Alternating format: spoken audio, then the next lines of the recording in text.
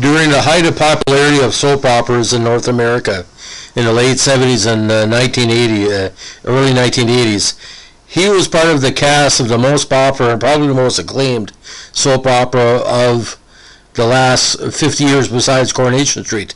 Now, when Stuart Damon showed up in General Hospital, it was after numerous years on the stage in Britain, Broadway. He came with to the show being an actor's actor and played the devious Alan Quartermaine, the doctor not with a heart of gold but a heart of something.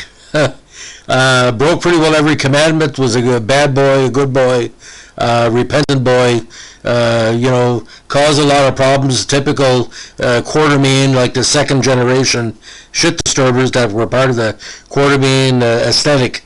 Unfortunately, Stuart Damon, we got the word this week, after several years of suffering from kidney problems, he died of renal failure on June 29, 2021. Now, personally, my career as a entertainment editor and columnist, I've talked about General Hospital several times in my columns, and the best thing to say about the show, it made me a better journalist because I knew what quality was in soap operas and could see it in other shows. If they mimicked or showed the care that General Hospital took with all its characters, and Stuart Damon was a part of this. So today we're going to praise his career and talk about his rise to great success, especially in the UK, where he was almost a household name after a series of key roles. Now, he was born in Brooklyn, the son of Marvin Leonard Zonis, who was a manufacturer. Damon's parents were Russian Jewish immigrants who made their home in America after fleeing the Bolshevik Revolution. Now, after a series of roles on Broadway, his appearance as the Prince in the 1969 version of Rodgers and Hammerstein's Cinderella, starring the beautiful Leslie Ann Warren, helped pave the way to a long career in television and soap opera on both sides of the Atlantic. The very same year, he had a prominent feature role in the Broadway musical Do I Hear a Waltz, written by Richard Rodgers at Stephen Sondheim.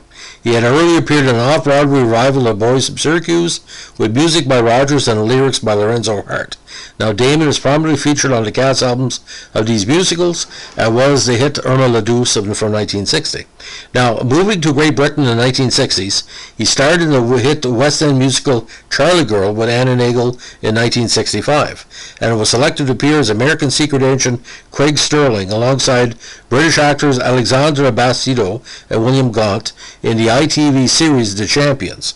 He also appeared with Roger Moore in an episode of The Saint, the original Saint series, which has been credited as an inspiration for the later series The Persuaders, with Damon's role being played by, of all people, Tony Curtis. In '68, he appeared in the BBC the TV adaptation of the £1 million banknote and played the starring role. Damon also played magician Harry Houdini in a lavishly staged London musical Man of Magic. Now, you can see by the photos, he is a very, was and is a very handsome man. That Russian kind of look, and a lot of people felt that, people like Omar Sharif had a lot of recognition for their beauty. Stuart was a beautiful man inside and out, and everybody that worked with him said, the women were just crazy women, some of the men, of course. Now, in the 1970s, he was cast alongside Gene Barry and Catherine Schell, his future co-star in Space 1999, on the series The Adventurer, appearing briefly in 2 episodes. Damon later spoke candidly about the fact that Barry did not want him in the series because of his height. At over 6 feet, he towered over the relatively short Barry, and after acting roles in several other British television series, again including Thriller, Space 1999, the infamous 2-part alien, visualization episode where the alien showed up pretending they were friends and family of the Space 1999 crew. He also appeared on the New Avengers as well as the children's series, The Adventures of Black Beauty, where he played a hypnotist. He then returned to the United States. Now, in '77, he began his best-known American role, that of Dr. Alan Quartermaine, Sr. on General Hospital. He also repeated the role on a short-lived GH spin-off series, Port Charles, 97 and 2003. Now, any fan of General Hospital, and that's when it started to rise, 1977, peaked in 1981 and had numerous other peaks later on with Jack Wagner and various actors. Tony Geary left, came back. Jackie Zeman, all this stuff. He was served the straw that stirred the drink of the shit-disturbing Quartermaines. Any scheme that was involved with, and a famous incident, of course, when he caught his wife cheating, and there were some explosions involved. You have to see it for yourself. I don't want to give away the plot. Now, Damon was at the time considered the best supporting actor in soaps in North America, not in England, because Coronation Street.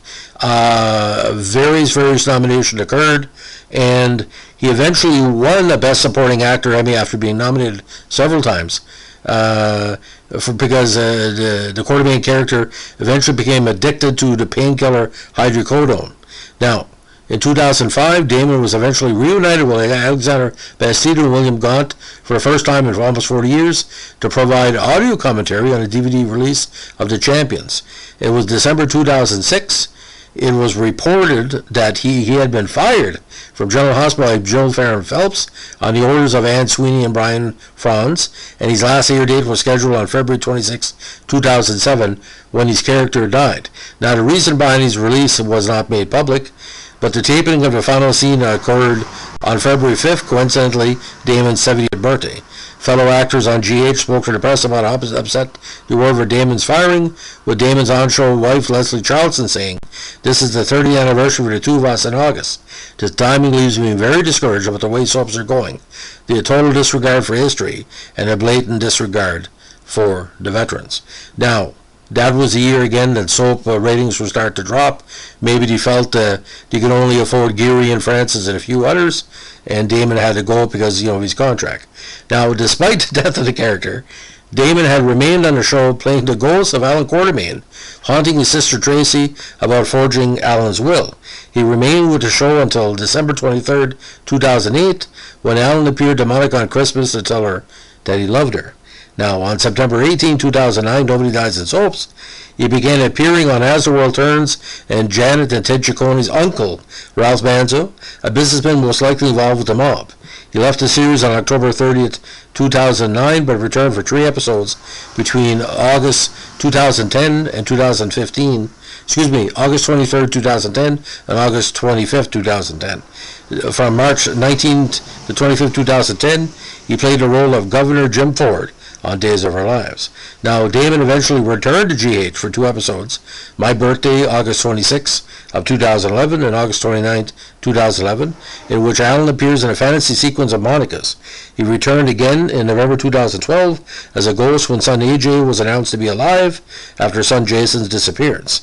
He appeared along with Rick Weber, of all people, Chris Robinson, and Emily Quartermaine, Natalia Livingstone, as an hallucination shared by Tracy and Monica for the show's 50th anniversary episode, which aired on April 2nd, 2013. So just look over the nominations in he did lead actor nominations actually for 3 years when the rules were changed. Before the rules were changed, of course. He was nominated lead actor in 82, 83, 84, but outstanding supporting in 91, 96. He won a Soap Opera Digest Award in 96 for outstanding supporting actor.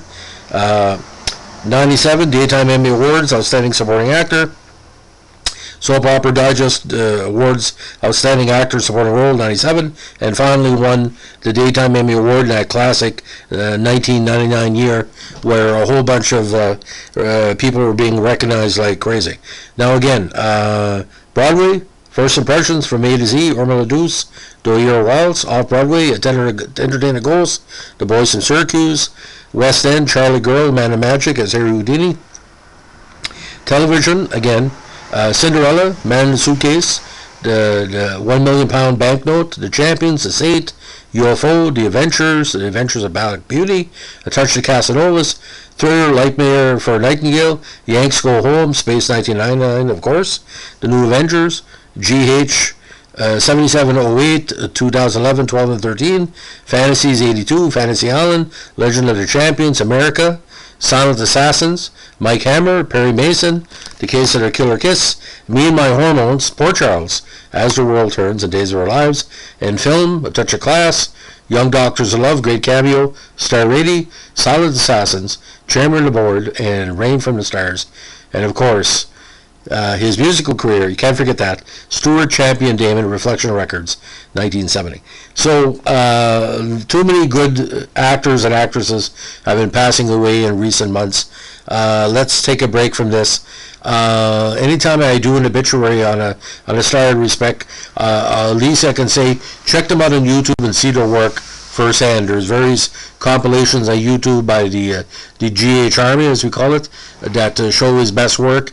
But I think his best work, in my personal opinion, between 79 and 82, when the Quartermaines and the Cassadines and everybody else were stirring shit like crazy. And every time he came on the screen, ladies and gentlemen, there was going to be trouble. But he had that devilish, handsome look in his eye, saying, you know, I'm bad here, but really it's just a play. No pun intended. So that's the life and legend of Stuart Damon. If you like what we're doing here with our screenshots and remote control columns, give us a like, comment, or subscribe. And don't forget, just because you watch soaps doesn't mean you're crazy. It means you appreciate good acting. Have a good day. Bye.